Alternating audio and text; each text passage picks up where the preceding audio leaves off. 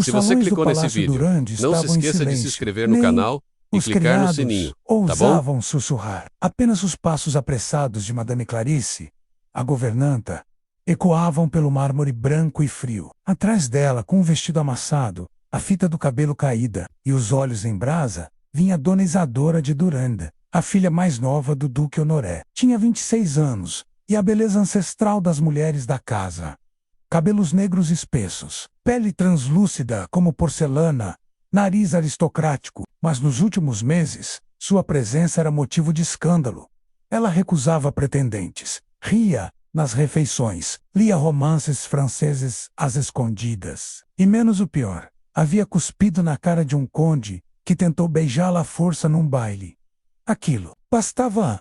No salão da família, diante do brasão dourado dos Durand, o pai a esperava de pé. Seu rosto era uma máscara de repulsa. Isadora Honorine de Durand, você nos desonrou pela última vez. Ela cruzou os braços, altiva, porque não aceitei ser tocada por um porco, porque desafiou seu destino. Você não é homem para escolher sua vida. A mãe chorava atrás do leque. O irmão mais velho evitava o olhar dela. A partir de amanhã, decretou o duque, será enviada para a fazenda de arroz em Campina dos Buritis. Vai viver com os inferiores que você tanto despreza. Que aprenda o valor do silêncio e da obediência. Está me banindo? Estou lhe poupando o convento.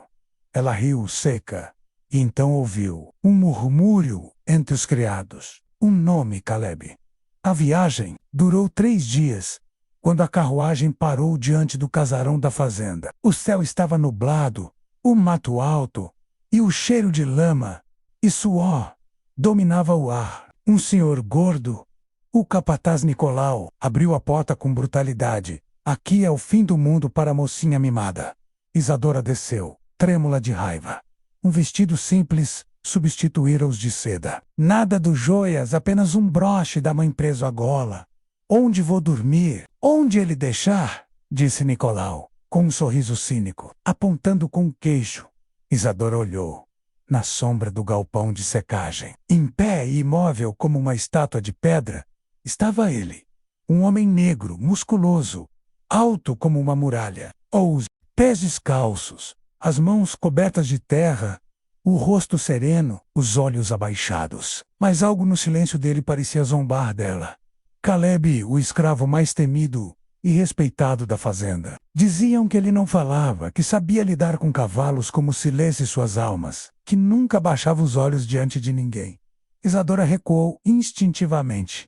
Eu não vou ficar aqui, menos murmurou. Vai sim, disse Nicolau. Com um ombro, vai dormir no celeiro. Ele cuida da segurança e de você.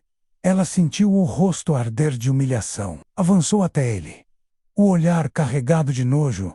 Tairimuz e Baus agora. Caleb a olhou pela primeira vez.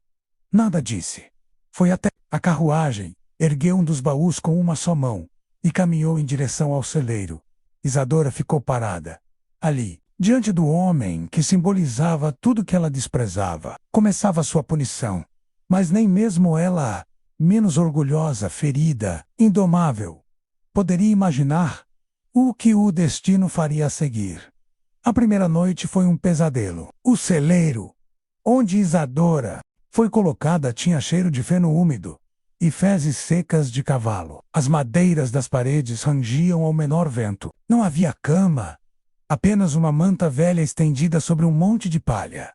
Ela ficou de pé, imóvel, olhando ao redor com repulsa. Caleb entrou, deixou o segundo baú no chão e saiu sem olhar para ela. Você acha que pode me ignorar? Gritou. Nenhuma resposta. Durante horas, ela permaneceu sentada, braços cruzados, recusando-se a tocar na comida deixada em um pano por uma criada muda. Ao anoitecer, a luz fraca de uma lamparina tremia sobre as paredes. O silêncio a sufocava. E, então, os passos dele voltaram. Caleb entrou, suado, com as roupas de trabalho manchadas de barro. Trazia um balde com água e um pano que largou perto da porta. Lavou os braços e o rosto em silêncio, como se ela não existisse. Isadora se levantou, ultrajada. Eu sou uma Duran. Não fui feita para dividir espaço com isso. Caleb a olhou brevemente. Depois, voltou a se sentar perto da parede. De costas para ela. Insolente, sussurrou ela, sentindo os olhos arderem. Durante a noite, ela não dormiu. Espantava-se com cada ruído, com o som dos animais, com o ronco leve de Caleb. Não podia aceitar aquilo. Era como se o mundo tivesse de cabeça para baixo. Na manhã seguinte, Nicolau surgiu com ordens. A sinhazinha vai ajudar na triagem do arroz. Hoje, eu me recuso, disse Isadora, sem hesitar. O tapa veio rápido. Sem aviso. Nicolau acertou-a, com a palma suja, derrubando-a no chão de terra. Aqui, recusa vira castigo. Caleb surgiu atrás, parando ao lado, como uma sombra. Não disse nada. Apenas encarou Nicolau por um segundo. O capataz evitou seu olhar. Ensina ela a calar menos, murmurou. Indo embora, Isadora, com o rosto sujo, os olhos marejados, se levantou lentamente. Caleb ofereceu a mão. Ela empurrou com raiva. Durante os dias seguintes, tudo se repetia. Ela recusava comer, trabalhar, falar. Ele fazia tudo com calma e silêncio. Quando ela chorava escondida ao entardecer, ele apenas passava por ela com uma cesta, como se fosse parte do vento. Quando ela tentou fugir pela trilha do mato, ele apareceu no caminho, bloqueando-a com o corpo, sem violência, sem palavras, apenas firmeza. Você é um monstro, ela gritou. Ele não respondeu. Mais tarde, ela caiu de joelhos, com fome e sede. Foi ele quem lhe estendeu um pedaço de mandioca cozida, embrulhado num pano limpo. Ela bateu na mão dele. Prefiro morrer. Mas naquela noite, a fome venceu o orgulho. Quando ele dormia, ela pegou o resto da comida deixada de lado e comeu escondida, soluçando entre mordidas. O tempo passou. A dignidade aristocrática se arrastava pela lama. As mãos, antes protegidas por luvas, estavam ásperas. O corpo, antes coberto por seidas, agora suava sob roupas de linho grosseiro. E sempre, ao fim de cada dia, Caleb retornava. Entrava no celeiro, limpava os pés, dormia de lado, distante, nenhuma palavra, nenhum gesto. Ela se perguntava por que ele nunca a enfrentava, por que não a odiava de volta. Na última noite da semana, uma chuva forte desabou. O telhado do celeiro pingava em vários pontos. Ela acordou sobressaltada, com trovões, e viu que a manta dela estava molhada. Caleb estava sentado, acordado, olhando a tempestade. Ela hesitou.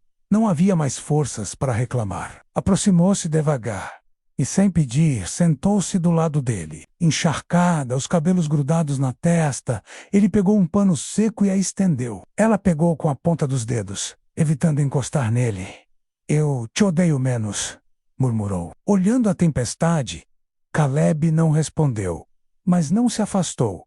E ela ficou ali, pela primeira vez em silêncio, perto, desprezando-o e, ao mesmo tempo, começando a sentir medo de não saber mais o que desprezava de verdade. Isadora acordou com o corpo quente, a testa leitejando, a garganta seca como palha. Tentou se sentar, mas o mundo girou. A luz do celeiro parecia ferir seus olhos. Febre. Durante dias, vinha trabalhando na triagem do arroz sob sol e chuva, sem comer direito, orgulhosa demais para aceitar o que lhe era dado. Agora, o corpo cobrava seu preço. Tentou chamar. A voz saiu rouca, fraca. Água.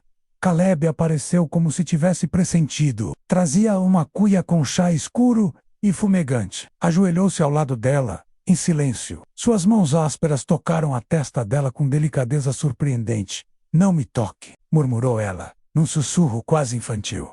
Ele ignorou. Passou o pano úmido na testa dela com cuidado. Depois, ajudou-a a beber o chá, sustentando sua cabeça com um braço. Nenhum olhar invasivo, nenhum gesto além do necessário. Durante a noite, ela delirou. Chamou o nome da mãe. Chorou.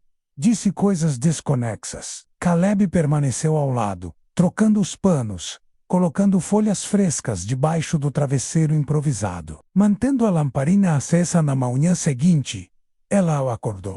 Mellor, mais fraca, mais lúcida, e a imagem que viu foi insuportável. Ele dormindo, sentado no chão. Ao lado dela, uma das mãos segurava sua manta para que ela não caísse no chão de terra. Por quê? Sussurrou ela. Ele abriu os olhos lentamente. Fitou-a sem emoção. Depois se levantou, pegou o balde de água e saiu. Isadora virou o rosto para a parede, sentindo algo estranho no peito. Algo que não era mais ódio. Era uma confusão perigosa. Nos dias seguintes, Caleb continuou a cuidar dela, sem dizer uma só palavra. Trazia frutas cortadas. Cozinhava mingau de milho com ervas. Ajudava menos a assentar-se. Lavava suas roupas manchadas de febre. E então, uma tarde, ela o observou em silêncio. Ele alimentava um cavalo ferido. Murmurava algo para o animal. Seu toque era calmo, preciso. O bicho abaixava a cabeça, confiante.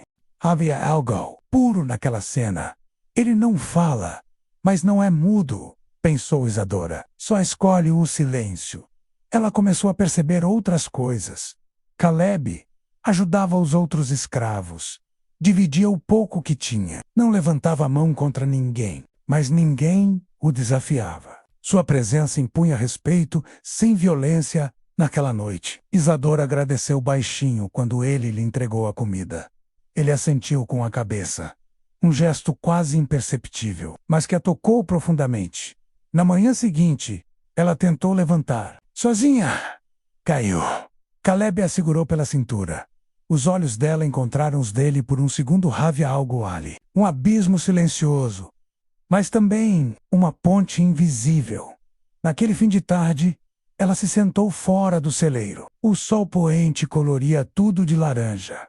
Caleb passou, carregando lenha. Antes do entrar, parou. E então, algo pequeno, mas imenso aconteceu. Ele voltou, tirou do bolso uma pequena flor branca do mato, colocou-a ao lado dela, no chão, e entrou no celeiro. Ela ficou olhando aquela flor por minutos, sem saber por quê. Sentiu os olhos marejarem. Naquela noite, ela dormiu melhor e sonhou com mãos que cuidavam, não que feriam. Na semana seguinte, Isadora surpreendeu a todos. Ela pediu uma tarefa. Nicolau riu debochado, mas a mandou ajudar na lavagem dos grãos com as outras mulheres. As escravas mais velhas a observavam com desconfiança. A filha do duque, agora com os pés na lama, com as mangas arregaçadas, o cabelo preso em um nó desleixado. Mas Isadora já não sentia o mesmo nojo. Algo nela havia mudado. Durante os trabalhos, observava Caleb à distância. Ele orientava um grupo de jovens no reparo de cercas, mostrando com gestos como amarrar os troncos, como firmar os pregos. Era sempre o mesmo: silêncio, precisão, firmeza. Uma noite, quando voltava ao celeiro com as roupas ainda úmidas da lavagem, tropeçou em uma raiz mal enterrada e caiu com força, arranhando o joelho. Caleb, que carregava sacos de feno, largou tudo ao ver. Correu até ela. Está tudo bem, disse ela, segurando o choro. Ele se ajoelhou e examinou o ferimento. Retirou o lenço do bolso, molhou-o com água limpa da bilha e começou a limpar o sangue. As mãos dele eram quentes e seguras. Os olhos dela, porém, estavam fixos no rosto dele. Você já teve nome antes de ser chamado só de Caleb? Ele parou por um instante. Apoiou a mão no chão. Seus olhos se encontraram. Aiô. A palavra saiu baixa, com sotaque africano. Era a primeira vez que ela ouvia sua voz. O que significa? Alegria que vem depois da dor. Ela sentiu um nó na garganta. Ele terminou de limpar o ferimento e se levantou. Mas antes que ela dissesse algo, ele já havia voltado aos afazeres, como se nada tivesse acontecido. Na semana seguinte, passaram a trabalhar lado a lado. Caleb ensou-a a plantar mandioca. Mostrou como usar as mãos como sentiero solo. Quando ela se enganava, ele corrigia com toques breves, respeitosos. Certa manhã, durante a pausa, os outros escravos batiam palmas e cantavam uma canção ancestral. Isadora observava de longe, sentada à sombra. Caleb se aproximou com um pedaço de cabaça cheia de suco de cana. Ela aceitou sem hesitar. Que língua era aquela? Perguntou. Ele hesitou. Yorubá. Pode me ensinar? Ele assentiu. Naquela tarde, ela aprendeu 3 palavras. Riram juntos quando ela pronunciou errado. Um dos sorrisos dele fez com que ela esquecesse onde estava, quem era. E ao fim do dia, algo ainda mais inesperado aconteceu. Uma velha escrava, ao som de palmas, começou a dançar. Caleb entrou no círculo e dançou também. Seus movimentos eram firmes, quase hipnóticos. Vavavoca também, gritavam as mulheres. Isadora, tímida, hesitou. Mas então ele estendeu a mão. Ela a encarou e pela primeira vez aceitou. Entraram no círculo. Ele a guiou com passos lentos, ancestrais, as palmas ritmadas, o riso das outras mulheres. O chão de terra, girando sob os pés. Caleb não tocava mais do que o necessário, mas os olhos dele não fugiam mais dos dela. E naquele instante, ela sentiu vergonha, desejo, confusão. Ao fim da dança, saiu rapidamente e entrou no celeiro. Sentou-se no escuro, sozinha. Minutos depois, ele entrou. Parou, perto da porta. O silêncio entre eles era espesso como fumaça. Ela não olhava para ele, mas não disse para ele sair. Então, lentamente, ele se sentou ao lado dela.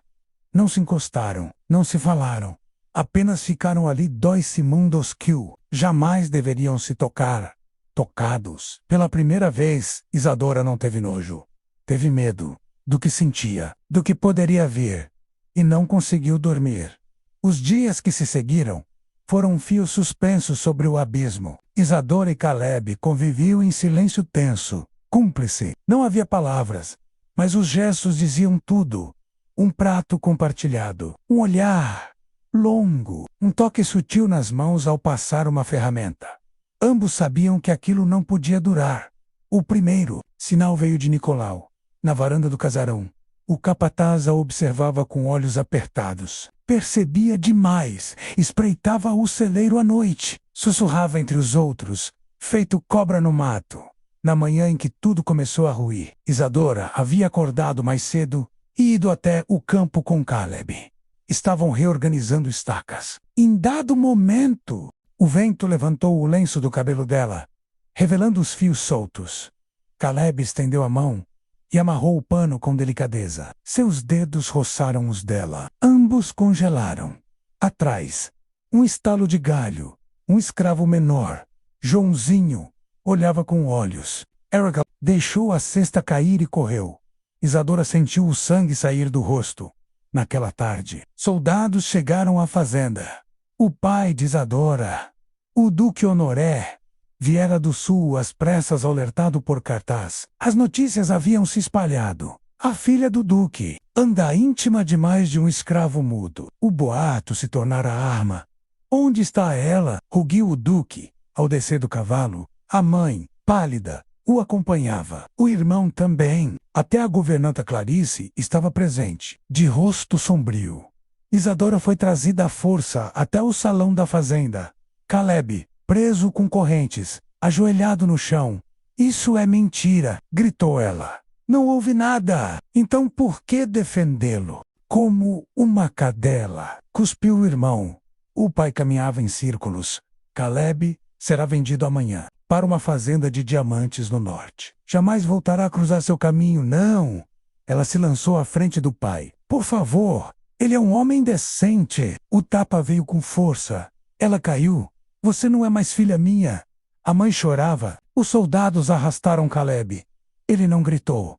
Não resistiu, mas seus olhos encontraram os dela por um segundo. E ali, naquele olhar, havia dor. Não raiva. Não medo. Apenas uma despedida silenciosa. Naquela noite, Isadora foi trancada em um quarto, no casarão. Gritou. Esperneou. E então chorou até não restar mais lágrimas. Ao amanhecer, conseguiu escapar. Com a ajuda de uma das cozinheiras, foi até o galpão, onde Caleb estava preso antes de ser levado. Encontrou sozinho. Algemado, Caleb sussurrou. Ele ergueu. Os olhos, os dela tremiam. Eu não posso deixar que façam isso com você. Ela tentou soltar as correntes, mas não sabia como. Eu ia fugir, ia levar você. Ia. Ele levou a mão até o rosto dela, pela primeira vez. Tocou sua bochecha. Um gesto de despedida. Aio, ela murmurou. Ele sorriu. E então os soldados entraram. Arrancaram-no dali. Ela foi contida, amordaçada, na estrada. De terra batida, Isadora foi deixada no chão, coberta de poeira, assistindo a carroça desaparecer, com Caleb dentro. Ela gritou até que a voz acabasse, mas ninguém mais a ouviu. O Duque Honoré partira de volta para a capital. A fazenda foi entregue à administração de Nicolau. Isadora, após um período enclausurada, foi declarada recuperada e mandada de volta para a casa dos Duran, onde deveria preparar-se para um casamento forçado com um barão viúvo. Mas ela já não era a mesma. Andava pelos jardins como uma sombra, vestida de preto, os cabelos sem penteado, os olhos sempre vermelhos. Recusava-se a tocar em qualquer piano, espelho ou perfume. A nobreza, para ela, agora tinha cheiro de podridão. Durante noites inteiras, sonhava com a voz de Caleb, menos ou melhor, com Aiô, a única palavra dele que conhecera, a única que levava no coração. E foi numa tarde cinzenta, durante uma missa, em homenagem a seu falecido avô, que ela ouviu um murmúrio entre os criados. A carroça da fazenda Diamante dos Rios foi atacada por rebeldes escravizados. Entre os mortos, um nome fora mencionado: Caleb. Ela desmaiou ali mesmo, no meio da igreja. A dor da notícia fez o impossível. A destruiu, mas também a libertou. Na noite seguinte, Isadora roubou roupas simples, cortou os cabelos e fugiu da casa dos Durand com uma mula e alguns poucos mantimentos durante semanas. Cavalgou entre vilas e trilhas, perguntando, mentindo, trocando favores por informações. Até que um milagre aconteceu. Numa vila esquecida entre os morros do norte, uma mulher velha, de pele escura e olhos agudos, ouviu o nome Aio e sorriu de canto. Você é a Flor Branca? O quê? Ele te chamava assim, enquanto delirava de febre, depois de fugir dos captores. Tá vivo. Vive aqui perto, nas matas. Cura os doentes. Fala pouco, sonha muito. O coração de Isadora quase parou enquanto voou 2 dias depois, à beira de um riacho. Ele estava ajoelhado, lavando panos com folhas de erva, o rosto magro, cicatrizes novas nos braços, mas eram os mesmos. Ele a viu e não disse nada, apenas sorriu. Ela correu até ele. Choraram em silêncio. Ela caiu de joelhos, encostou o rosto em seu peito. Eu voltei, porque não sei mais viver no mundo que me criou. Ele a abraçou com força. Naquela noite, sob a luz da fogueira, Isadora vestiu uma túnica feita pelas mulheres da vila. Sentaram-se ao redor. Um velho ancião colocou contas coloridas em seus pulsos. Ela e Caleb uniram as mãos. Não houve bênção de padre, nem aliança de ouro, mas houve verdade. Isadora passou a viver com ele. Ajudava na cura dos feridos, nas plantações, nas danças.